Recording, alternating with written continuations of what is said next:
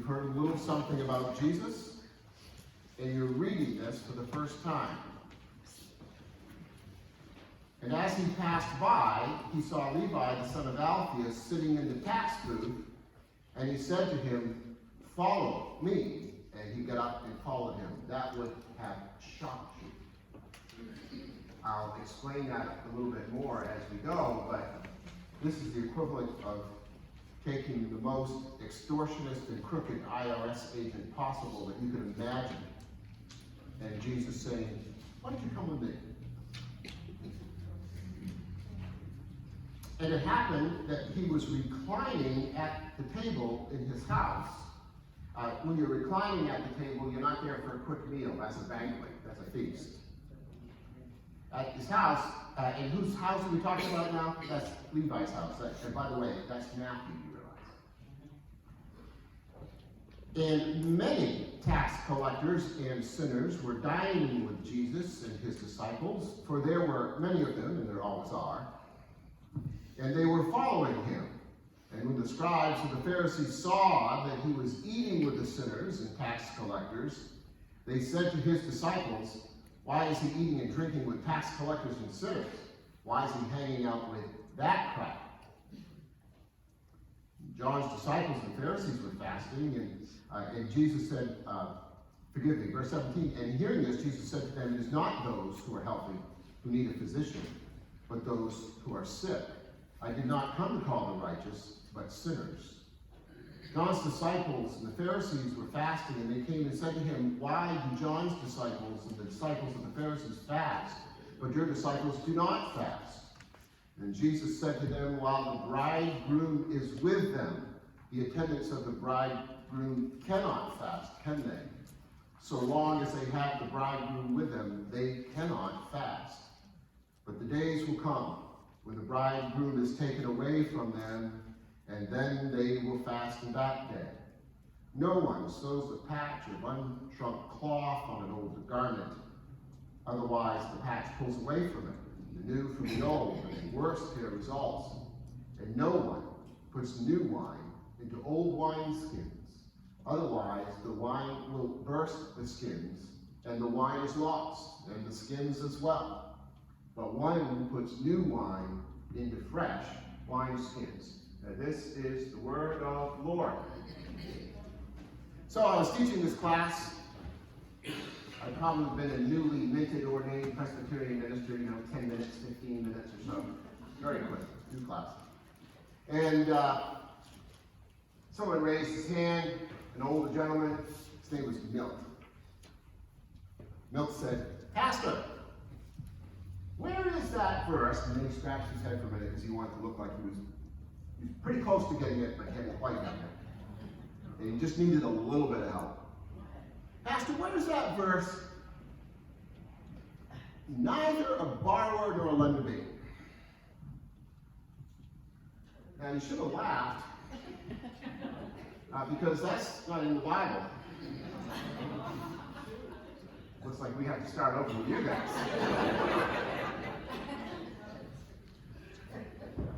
And since I am not a Shakespeare scholar, I wasn't able to tell him exactly where it's found, but I knew enough to know that that's Shakespeare, not the Bible.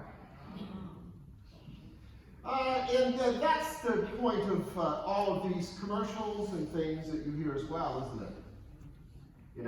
I wish I was an Oscar Mayer wiener. Everybody knows this stuff. You can't get it out of your head. Aphorisms work. You know what an aphorism is? It's just a little, quick, pithy truth statement that sticks with you. And hopefully sticks with you, and sticks with you, and sticks with you. And they're used and designed to improve your memory. So I decided this morning to give you 3 aphorisms for Jesus, maybe things that you didn't realize about Jesus from this passage. And I intentionally chose aphorisms that you already know. I mean, I hope. I'm now disappointed with neither borrower nor lender be. So, my fingers are crossed here for these 3. All right? And these 3 are going to describe the work of Christ. So if you remember them, hopefully that will draw your attention to the rest of the passage. The first one is, though he was not afraid to get his hands dirty. Have you heard of that one? Please tell me yes. All right. Have you heard everything he touches turns to gold? Yeah, all right, so can you remember those two? All right, so far. And then the third one, he's the life of the party. All right, those are the three. Now, if we can remember those three, and then think about this passage, we'll have some sense of what Mark was trying to communicate to the original reader. So first, he was not afraid to get his hands dirty. Now, you know this. This is usually a compliment, isn't it? You know, if someone's going to get hired, or you want to recommend someone to work on your house, you say, well, that guy's not afraid to get his hands dirty. He'll get the job done. Now, that can also go in the other direction, can't it? If you're, watching The Godfather movie, and the guy says, well, he's not afraid to get his hands dirty. It's going to be a different outcome. Right? That's the one I don't want you to think about. Which ensures you will. Not afraid to get his hands dirty.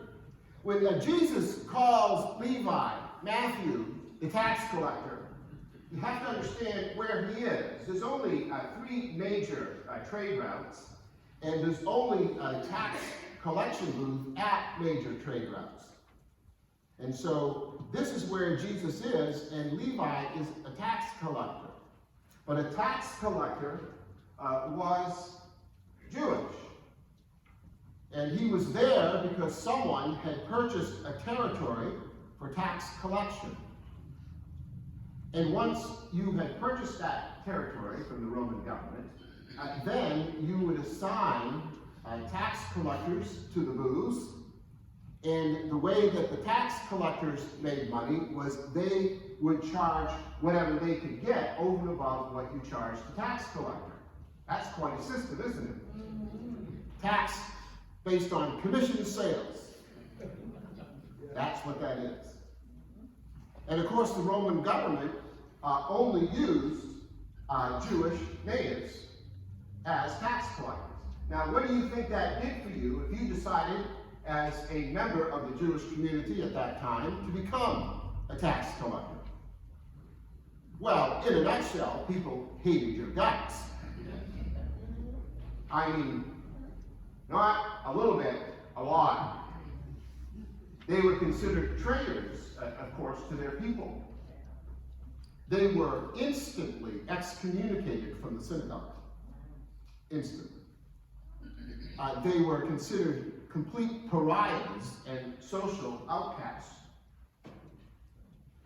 Their family, and maybe you are already aware of this, but in a Jewish family, if they decide that you're out of the family, they hold a funeral. And then you're out. And you don't come back. And so, with an absolute certainty, Matthew's family had held a funeral. And he was disgraced. So this is the most despised, rejected, treacherous, extortionist jerk that you can imagine. And that's who Jesus calls. What do you think about that for a minute? Jesus is not afraid to get his hands dirty.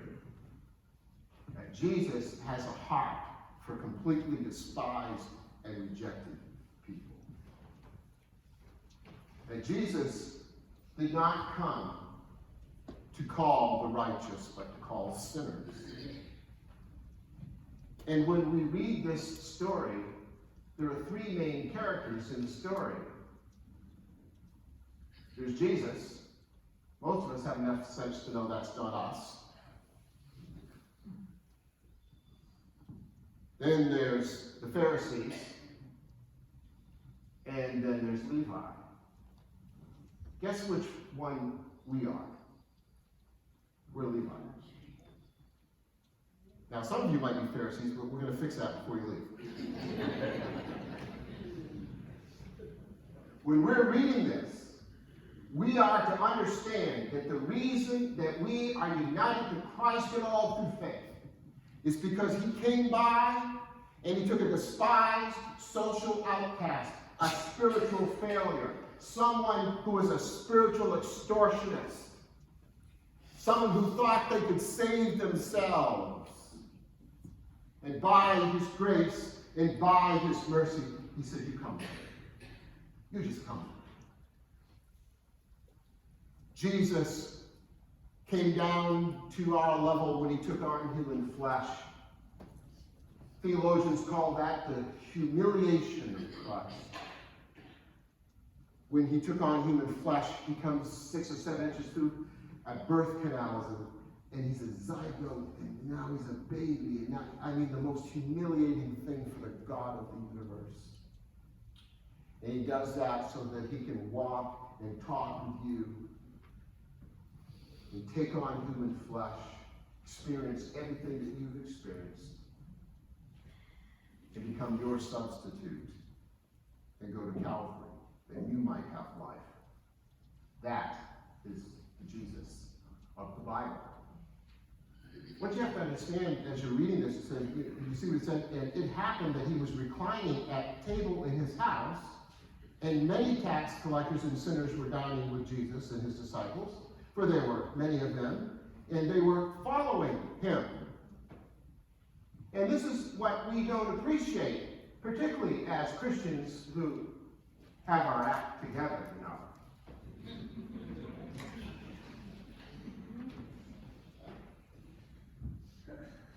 Jesus doesn't demand certain behaviors before he'll fellowship with you. Doesn't. He was reclining at table with known, obvious sinners, extortionists, hated people, despised people. And that's who he was hanging out with. If Jesus walked into town today, he wouldn't be over at the synagogue, he'd be down at the Silver's Tavern. You'd find many of you there. Just kidding. Come on. Don't get defensive. The fact of the matter is, Jesus would be in all the places that you think as a Christian you should not go. Let me ask you a question in application. Who is it you think you can't eat with? Who? All those people you befriended because you didn't like their political position? Oh, isn't this a timely word this morning?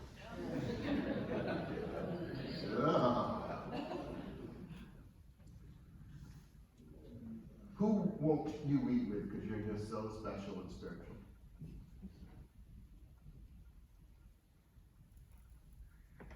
I think you know the answer to that by your silence. That is not how Christians operate. That's not what we do.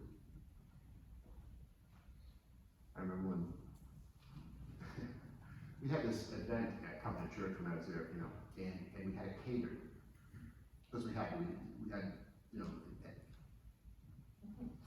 so we had it catered.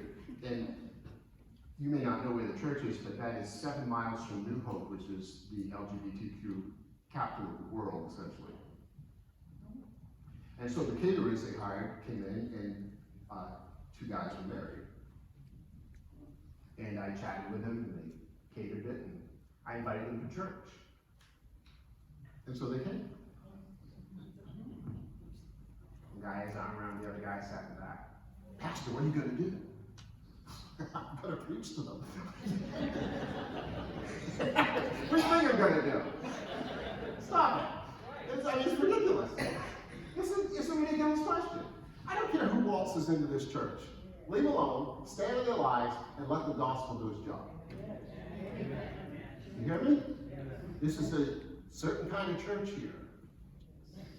And I just got here. But I will not tolerate rejecting people because they're sinners and you're not. That is not the gospel. That is not the gospel. Everybody's welcome at this church. Shout it far and wide. Love to have you. Don't care how you come. Now, I'm not going to leave you alone once you get here. That's not going to happen. And you'll see that in a minute. So, Jesus was not afraid to get his hands dirty. He had a heart for despised people, and behavior did not earn fellowship with him. He was more than willing to sit with you long before you wanted to sit with him. And that's what it means to be united to Christ.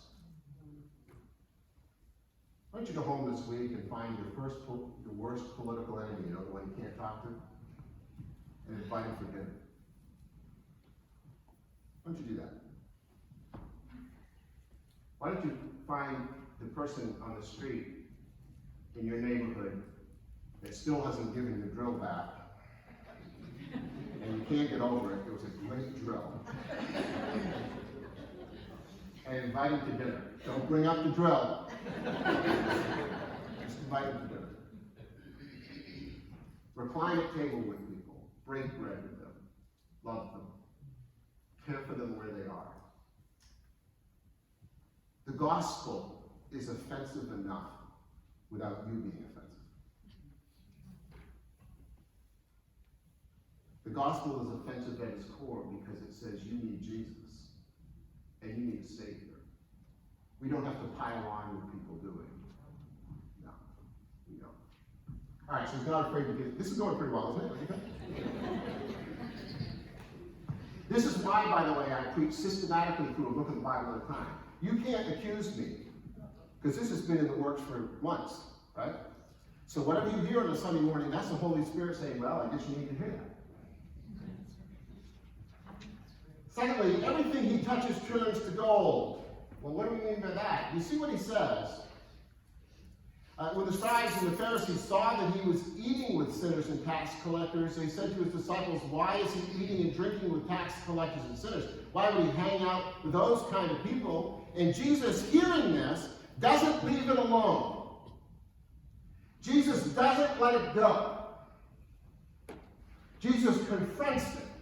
And what does he say in confronting it?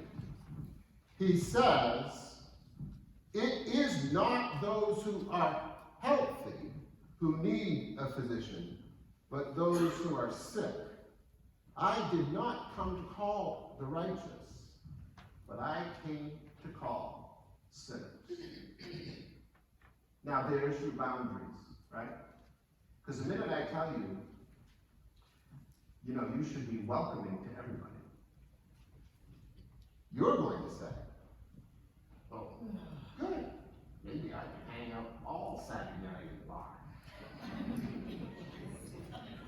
And then I know what you'll do. You come home rip-roaring drunk and flirting with the wrong person doing that, and you say, well, Pastor Steve told me to do it.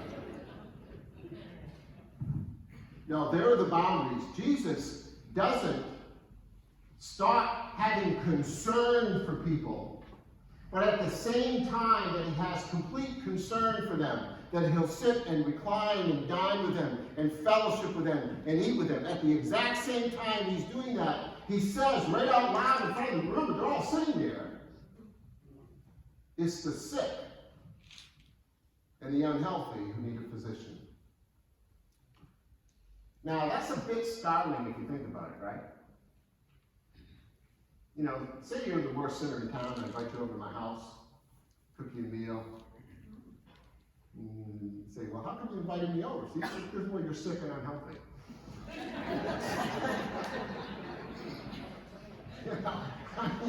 That might not be the most winsome thing that I can think of to say in the moment. So Jesus doesn't underappreciate the problem in front of him. It's not as if Jesus is condoning the behavior. It is not as if Jesus ignores the sin. That's not it at all. He's in a completely other business. And because he's in another business, that's what drives him. And what's he in the business of? He's in the business of changing people. He's in the business of turning people around. He's in the business of transformation. And so he doesn't go down to Silver's Tavern just to have a talk with somebody. He goes down and sits with them where they are for an entirely other purpose, and that is to change their lives for the glory of Jesus Christ. And when that motivates you, you'll sit in the right places for the right amount of time, with the right attitude, and with the right result. What motivates you as you sit with folks who you know need Jesus is the motivation that you will see the glory of Jesus Christ enter their heart and change them into his likeness and for his glory in their lifetime. And that is such a beautiful thing to watch. You can't wait to see it happen. But the only way that will happen is if the gospel of Jesus Christ is presented in a way that they can hear it and understand it, and then the Spirit of God will drive that deep into their hearts. Once you give them the gospel, your job is done. Leave them alone. You don't need to correct them. You don't need to give them little rules for living. You don't need to do any of that. Just love them with the gospel of Jesus Christ. And let the Spirit of the living God do his work through that gospel. And that's precisely what Jesus is doing. And as he does that, he uses a couple of examples that we're sort of not used to, but he says, you see where he says at the end, no one sews a patch of unshrunk cloth on an old garment, otherwise the patch pulls away from it, the new from the old, and a worse tear results. And then he says, this is a second illustration. No one puts new wine into old wineskins, otherwise the wine will burst the skins and the wine is lost, and the skins as well, but one puts new wine into fresh wineskins. Well, most of you know what the patch thing is, right? Yeah. You know, if you take a shrunken piece of cloth, you put new cloth on it, and then that thing's, after the repair job, is going to tear everything, right? But wineskins, because you're Baptist, you pretend you don't know what that is. I know you do. Well, the difference is, we don't use goat skins to put our wine in, right? So once the wine ferments in the skin, you know, the gases expand the wine skin. And then, if you empty that wine skin and drink it all, and you say, I think I'll just use that old wine skin, and then you pour new wine into it, guess what happens? The new wine begins to ferment, and the gases expanded more and more, and it bursts. It can only take so much. And you lose the wine and the wine skin. Why did Jesus use that example? Because he wants you to drink more wine? Some of you are like, has he?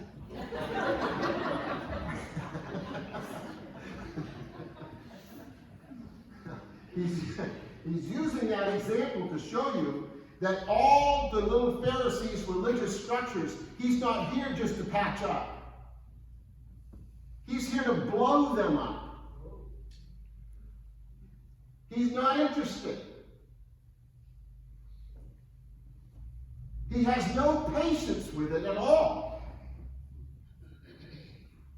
It's inappropriate at a time when Christ comes with grace and mercy to try to stuff it into old legalistic structures. And he said, if you try to stuff my grace and mercy into your religious little legalism, it's going to blow up. And everything will be lost. And that's a good lesson this morning, folks. I see Christians all the time trying to repair other non-Christians. You know, you're going to try to get them to stop doing this. You're trying to get them to stop doing that. Don't you know they can't do it? Without the Spirit of Christ living in them, they don't have the ability to do it. So, stay out of that conversation. Stop telling people what to do. Stop thinking you know better about someone else's life. Yeah, but Steve, you should have seen what they were doing. It's like, we all should have seen what you were doing on Friday night. Give me a break. No, we don't do that. This is what we do. We share with them the love of Jesus Christ, and his grace and his mercy. We do it kindly, winsomely, warmly, in a way that invites them into our lives to participate with us and live for Christ in front of them. And don't you worry, the Lord will work out all that other stuff. He will. You don't have to fix it. You're not called to fix anybody. You're called to minister the grace and mercy of Jesus Christ. And then watch Jesus do miraculous things in people's lives beyond that which you could ever hope or think. You cannot believe what the Spirit of God can get done if you'll just stay out of his way. It is just unbelievable. Jesus is not here to separate you from people. Jesus is here to transform hearts and lives, and we are to be his witnesses and the salt of the earth and the light of the world. That's what we're here to do. So it's transformation, not separation. You with me? So leave this morning, and you know all those unchristian friends that you stopped talking to? Call them up and say, I'm sorry, come over for dinner. All of them. Okay, maybe one or two at a time, but you know. Don't do that. I don't want this church to be known for that. And certainly don't do it to each other. If you're not supposed to do it to sinners, you don't do it to each other either, right? Leave people alone. Goodness gracious. Leave people alone.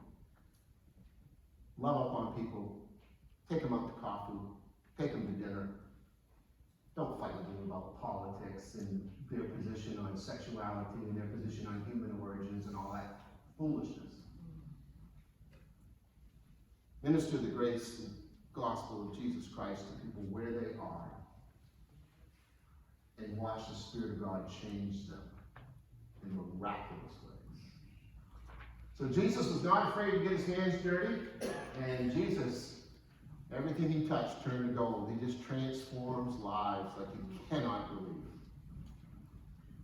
Everybody mad at me yet or no? All right, one more thing, because I got one more thing, so you know, please hold off on your... Finally, he's the life of the party.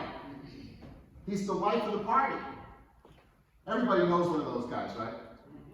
They were always cutting up in school, making you laugh, you know, in the middle of algebra, when you're not supposed to laugh. There's nothing funny about algebra.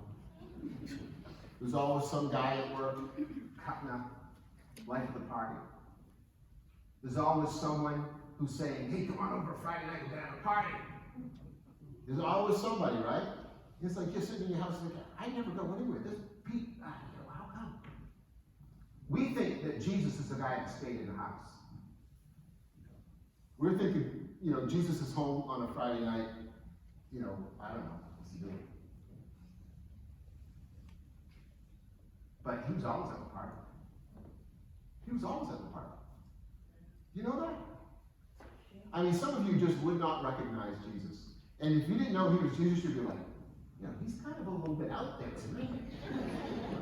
Yeah, he's kind of a little bit out there. That's him. Absolutely, that's him. One guy with 12 people changed the course of human history. You think he was, you know, average? There's a church on every corner. You want to explain that to me historically? You think that was an accident? 12 guys. Under persecution by the Roman Empire. Roman Empire knew how to kill people. They were good at that. There's a church on every corner. As my golf coach used to say, Stevie! Call me Stevie. You can tell everything by the flight of the ball. Right? You come over the top, that ball is going, because you put spin on the ball, right? Now you're going to slice. You are. You know what the flight of the ball is? The trajectory was 12 guys put a church on every corner around the world. He was not average. You explain that another way, if you can. Good luck. I'll get back to me. He was the life of the party. Now, here's something you don't get, because he uses an example, and it's not your fault you don't get it, somebody explains it. He uses an example, and at first blush, we're like, okay, I don't know, I guess that's an example. He says, while the bridegroom is with them, the attendants of the bridegroom cannot fast. Not, it's socially unacceptable. He cannot fast. Well, why is he so strong about that? So long as they have the bridegroom with them, they cannot fast. What does that mean? Why would he use that example, particularly as he's talking to the religious scholars of his day? That's who is criticizing him. All the religious types. The usual crowd. It's because the religious scholars knew their Old Testament. They knew that the messianic promise, the promise that God would send someone, the promise made in the Garden of Eden, that there would be someone who would crush the head of the serpent and his heel would be bruised. There was a promise made that God would send someone to put everything right. And that promise was nurtured for hundreds and hundreds and hundreds of years. And they were waiting for the Messiah. When would God send someone to fix all this mess? They knew their Bible. And when the prophets prophesied about this someone, this Messiah, they used party language. Did you know that? When the Messiah finally comes, it's going to be a party. Now I'm just going to read you 3 verses from Isaiah 25, just to give you a taste of this, because I think in reading the verses, you will hear exactly what they heard. The Lord of hosts, this is Isaiah prophesying the Messiah, hundreds of years before Christ. The Lord of hosts will prepare a lavish banquet for all peoples on this mountain, a banquet of aged wine, choice pieces with marrow, and refined aged wine. And on this mountain he will swallow up the covering which is over all peoples, even the veil which is stretched over all nations. He will swallow up death for all time. And the Lord God will wipe tears away from all the faces, and he will remove the reproach of his people from all the earth. For the Lord has spoken, and it will be said in that day, behold, this is our God, for whom we have waited, that he might save us. Now, do you know why Jesus said you cannot possibly fast when the bridegroom is here? He's saying, I'm the Messiah. I'm the guy that shows up. And it's now an insult to the messianic promise to have anything except a feast. And so Jesus says, you cannot fast when the Messiah has come to give you the salvation banquet promised from all time. It's no accident that when Jesus went into the upper room, just prior to going to Calvary, that he arranged a feast for his disciples. And in that feast he said, this is my body, and this is my blood of the new covenant, which is shed for the many for the remission of sin. Because I am the one that Isaiah prophesied, I am the banquet. It's me. I have come to make everything right.